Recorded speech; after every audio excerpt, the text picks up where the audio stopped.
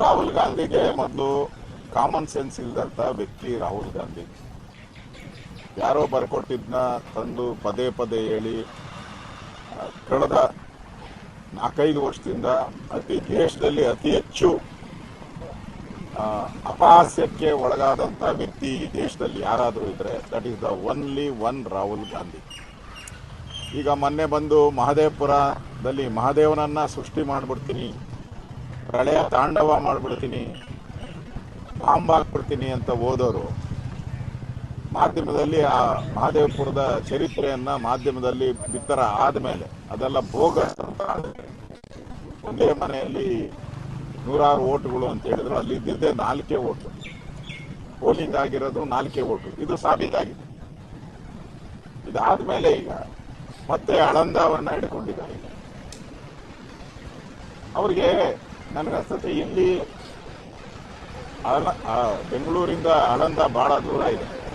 ಬೆಂಗಳೂರು ಪಕ್ಕ ಇರುವಂತ ಮಾಲೂರಲ್ಲಿ ಕೋರ್ಟ್ ಆದೇಶ ಮಾಡಿದೆ ಕಳ್ತನ ಓಟು ಅಂತೇಳಿ.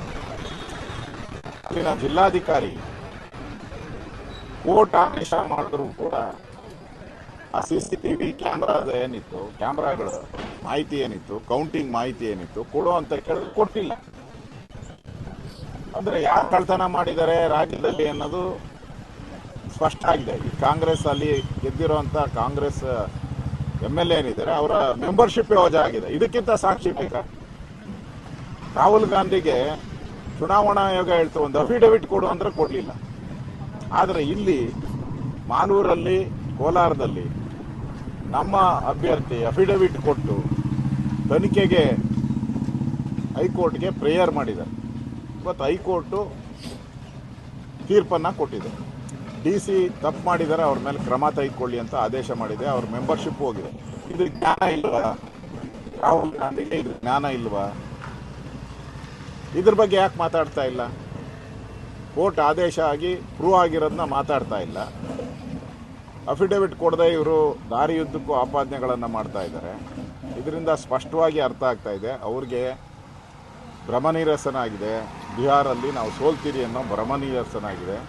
ಅದಕ್ಕೆ ದೇಶವ್ಯಾಪಿ ಸೋಲಕ್ಕೆ ಮುಂಚೆನೇ ಒಂದು KVT ಹಾಕ್ತಾರಲ್ಲ, ಆ ರೀತಿ ಒಂದು KVTನ್ನು ಹಾಕ್ಕೊಂಡಿದ್ದಾರೆ. ಅದರ ಒಂದು 2ನೇ ಭಾಗವಾಗಿ ಇವತ್ತು ರಾಹುಲ್ ಗಾಂಧಿ ಅವರು ಏನೋ ದೊಡ್ಡದಾಗಿ ಆಟಮ್ ಬಾಂಬ್ ಸಿಡಿಸ್ತೀನಿ ಅಂತ ಹೇಳಿದ್ರು. ಅವ್ರು ಇದುವರೆಗೂ ಸಿಡಿಸಿರೋ ಅದೆಲ್ಲ ಬಾಂಬ್ಗಳು ಟುಸ್ಪಷ್ಟಾಕಿ ಆಗಿದೆ. ಆ ದೀಪಾವಳಿಗೆ ಮಿಕ್ಕೋತಲ್ಲ ಪಟಾಕಿಗಳು, ಅದನ್ನು ನೆಕ್ಸ್ಟ್ ಇಯರ್ಗೆ ಸೇಲ್ ಮಾಡ್ತಾರೆ. ಅದನ್ನು ನಾವು ಟುಸ್ ಪಟಾಕಿ ಅಂತೀರಿ. ಈ ರಾಹುಲ್ ಗಾಂಧಿದೆಲ್ಲ ಈಗ ಟುಸ್ ಪಟಾಕಿ ಹಳೇದು, ಯಾವುದೋ 2.5 ವರ್ಷದಿಂದದ್ದು ಹೇಳಿಕೆಯನ್ನು ಕೊಡ್ತಾ ಇದ್ದಾರೆ. ಇದುವರೆಗೂ ನೋಡಪ್ಪ, ಚುನಾವಣಾ ಆಯೋಗ ನಿಮಗೆ 45 ದಿನ ಟೈಮ್ ಕೊಡ್ತದೆ. ಏನಾದರೂ ತಪ್ಪುಗಳಾಗಿದ್ದರೆ ನೀವು ಕೋರ್ಟ್ಗೆ ಹೋಗೋಕ್ಕೆ ಚುನಾವಣಾ ಆಯೋಗ ಇರ್ಬೋದು, ನಮ್ಮ ಸಂವಿಧಾನ ಇರ್ಬೋದು, 45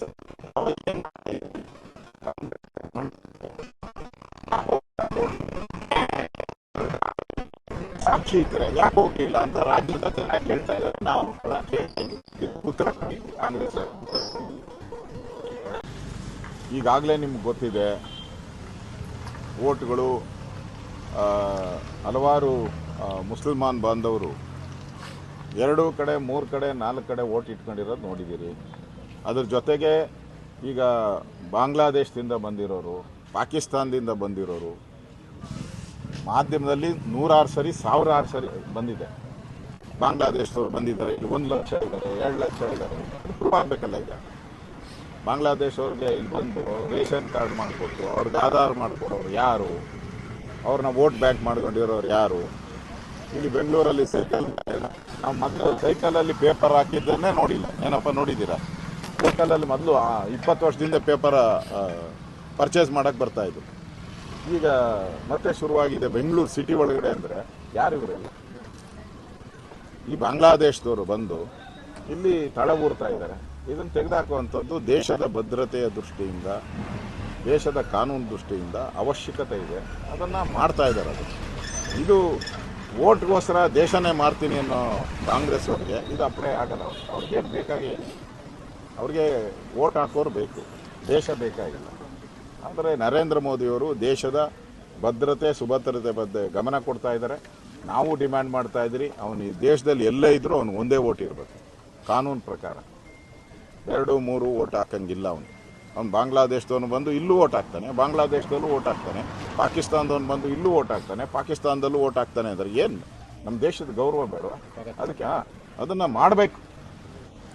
ಕ್ಷಣ ಕ್ಷಣದ ಸುದ್ದಿಗಳಿಗಾಗಿ ಫ್ರೀಡಂ ಟಿವಿ ಸಬ್ಸ್ಕ್ರೈಬ್ ಮಾಡಿ, ಲೈಕ್ ಮಾಡಿ ಹಾಗೂ ಫಾಲೋ ಮಾಡಿ. ಹೊಸ ಸುದ್ದಿಗಳ ನೋಟಿಫಿಕೇಶನ್ಗಾಗಿ ಬೆಲ್ ಐಕಾನ್ ಮೇಲೆ ಕ್ಲಿಕ್ ಮಾಡಿ.